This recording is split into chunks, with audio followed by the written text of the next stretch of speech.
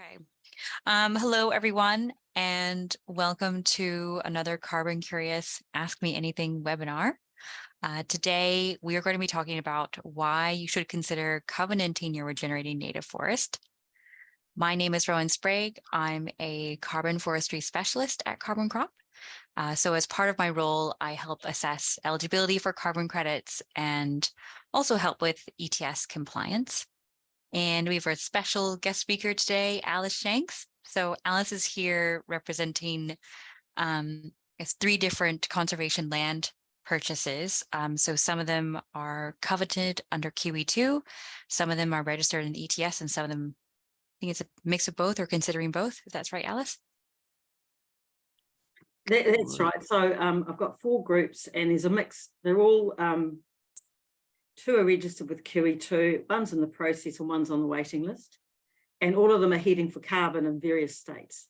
One has been registered for carbon, one is waiting for me to do the mapping, and 2 are going to be assessed for carbon. So all of them are seeing that carbon and the registering with the ETS and covenants go beautifully together. Yes. Awesome. So before we talk about carbon and covenanting, I'll just give a quick introduction to CarbonCrop. So at CarbonCrop, together with landowners around the world, we are on a mission to pull 1 billion tons of carbon dioxide out of the atmosphere and lock it up in trees. And we're particularly focused on native reforestation. So this is a bit about how we work. So we start with a free land assessment. So we will take a look at your land and tell you what we think is eligible and approximately how much you could earn from that. Then if you're keen to continue and you want to register in the ETS, we will help you with your submission. So we'll take care of the submission to MPI. And then once you're registered in the ETS, we will help you with your annual reporting. And so we'll help you earn your carbon credits, and then also will help you sell your carbon credits. And then finally, we will help with ongoing compliance. So you may have seen that the ETS has been in the news quite a bit recently. So we can explain what those things mean if you're a customer for CarbonCrop, if there's anything that you need to do, and if so, we can also help you with doing that. At CarbonCrop, we specialize in native forests, as I mentioned earlier.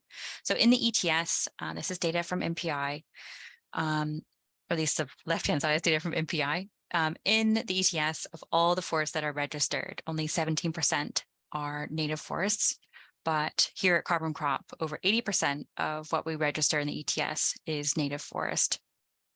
And we're also really good at it. So these are the approval rates for forests in the ETS. The industry average of everyone else is 24%. So that means 24% of native forests is approved to be registered in the ETS. But for us at CarbonCrop, it's 81%. And so we're really proud that we're really good at identifying forests that's eligible for the ETS. Speaking of eligibility, I just thought it would be really good just to quick recap of what is eligible for the ETS. So a forest has to be at least 1 hectare in size, have an average width of 30 meters, reach 5 meters in height at maturity, and have 30% canopy cover. And the forest also needs to be established after 1989.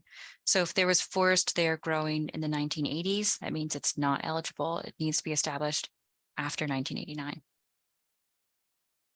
And the other thing is that trees in the ETS or forests in the ETS doesn't have to be exotic. Native forests can also be registered as long as they meet that criteria that I just mentioned. And finally, the other thing that I just wanted to mention before we get into our topic is that there are new fees that are proposed for the ETS. So MPI has proposed 22 new service fees, which include a registration fee for permanent forests, a fee for adding areas of permanent forest. And also if you have over 100 hectares that's registered, there are several new fees related to something called FMA, or the field measurement approach.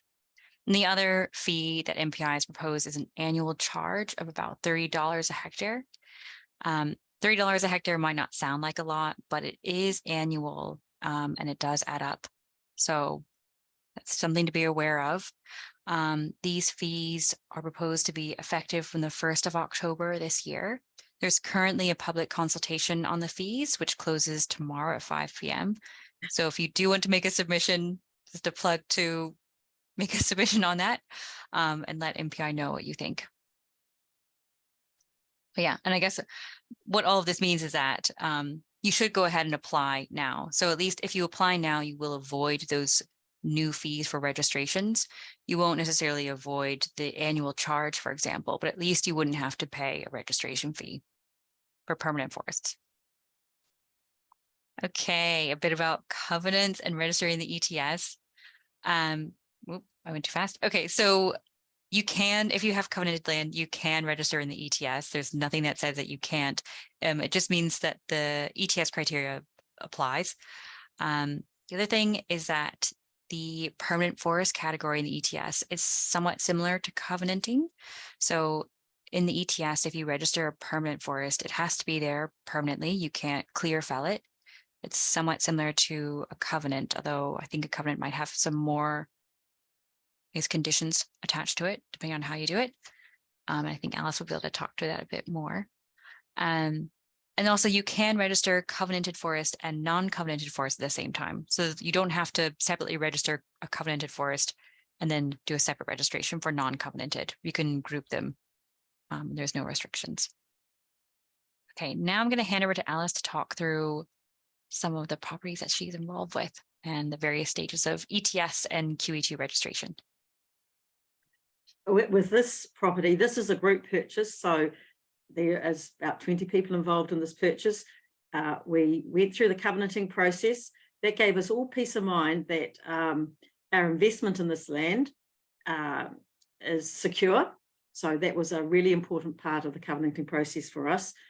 We haven't quite finished our emissions trading scheme submission to register, but those fees coming up in October are a real incentive to get going. Mm-hmm. Yeah. The covenant document we worked with the QE2 rep in the area called Miles Giller, and we have a special clause in the covenant just to make it really clear that the group, the owner, which is us, we own all carbon that's created as we naturally regenerate this process.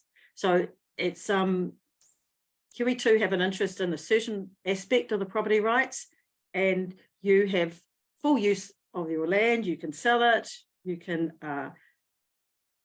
register it for carbon, you can put walking tracks in. If you agree, with help with QE2, you may be able to put huts in. Everybody wants huts. Yes, we haven't got a hut, we've got a shed. And yeah, so it is on its way to be carbon and biodiversity together. And the emissions trading scheme, when we do get in, will just give us that small income to manage our liabilities, which are fencing, pest control, and weed control materials. The good thing about doing a whole of title covenant here under the Christchurch City Council area is that there are no rates to pay. Long may that last.